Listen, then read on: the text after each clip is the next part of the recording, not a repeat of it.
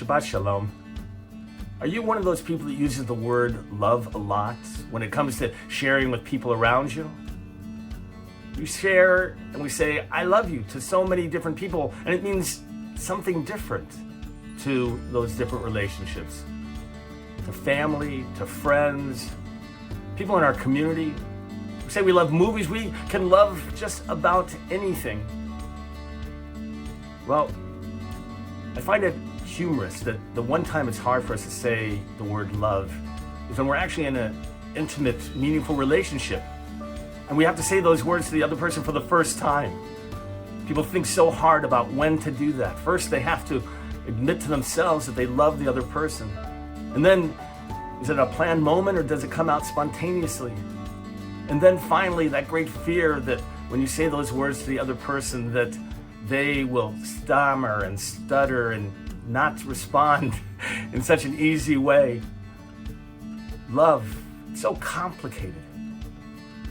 In our portion of Et Hanan, we are commanded to love God, the words of the Shema and Ve'ahavta. 9 times in the book of Deuteronomy, we are commanded to love God.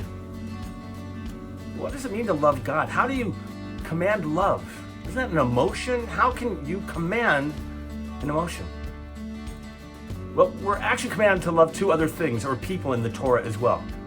Commanded to love our neighbor. Many of you know the golden rule, you shall love your neighbor as ourselves. And then there's the command to love the stranger, found more often than any other command to love. What does it mean to love, and in particular to love God? Well, the 13th century philosopher, Rabbi Rambam Maimonides, says that to love God is to know God. That means to understand God. How does God work in our lives and in the world? What is our personal relationship with God? And how do we understand God's presence? Those are big questions. To know somebody, that's how you create love. When it comes to our neighbors, we don't often see what happens behind the scenes. We only see what's out in public.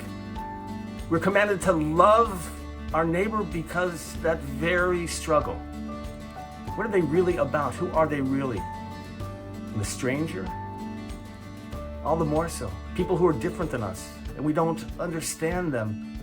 And that makes loving them a little bit harder sometimes. To love God, the most unknowable. Perhaps that's why we're commanded in the Ve'ahavta to love God with all our heart, with all our soul, with all our might.